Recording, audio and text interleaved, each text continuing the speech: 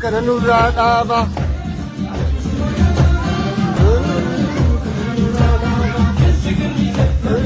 kapa Mombade kapa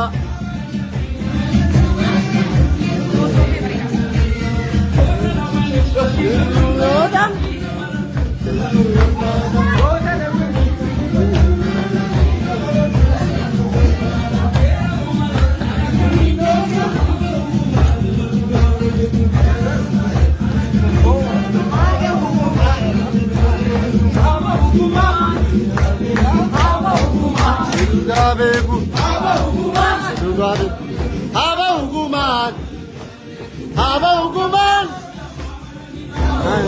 lembor namu tola mama jawe karbamu wala mama naida ola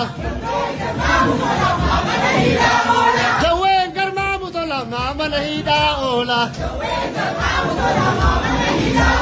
pakke karbamu tola mama naida ola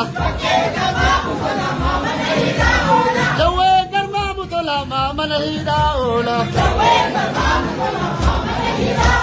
pakke karbamu tola mama naida ola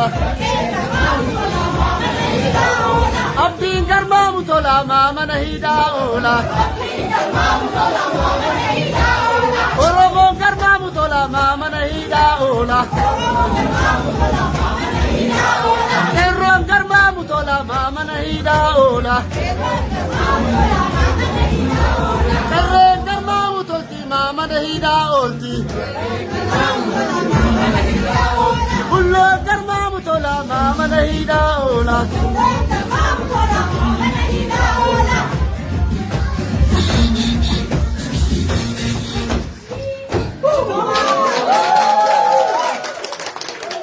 Galatoma ulfadda wayyama egaa kana fakkaata hawaasa Oromoo biyya Jarman galatoma haati siqqee kunooti akkuma beektan adda arfaasee haadha teennaa biyya Jarman keessatti jechuudha. Guyyaa har'aa hundeeffama hawaasota Oromoo biyya Jarman bifa kanaan wal geenyee magaalaa garaagaraa irraa kabajaa jirra. Waan hordoftaniif galatoomaa ulfaadhaa isiniin jenna isinis iddoo keessan qabattanii akka nuti kabajaan isin gaafannaa